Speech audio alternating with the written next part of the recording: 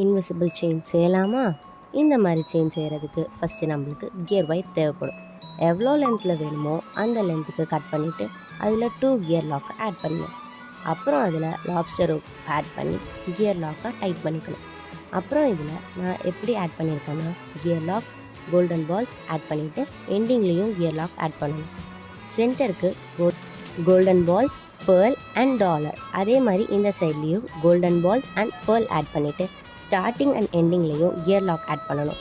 எதுக்குன்னா அந்த beads and dollars வந்து மூவ் ஆகாமல் இருக்கும். ஒரு சைடில் ஆட் பண்ண மாதிரியே இன்னொரு சைட்லேயும் கோல்டன் பால்ஸை ஆட் பண்ணிவிட்டு இப்போது ஈவனாக வச்சு கியர் லாக்கை டைட் பண்ணி ப்ரெஸ் பண்ணிட்டா ஸ்ட்ராங்காக நின்றும். இப்போ ஃபைனலாக செயின் ஆட் பண்ணி லாக் பண்ணிட்டா அவ்வளோதான், இன்விசிபிள் செயின் ரெடி. இந்த மாதிரி செயின் அஃபோர்டபுள் ப்ரைஸில் வேணுமா? அப்போ ஷாஸ் பீட்ஸ் 11ல் கஸ்டமைஸ் பண்ணிக்கோங்க.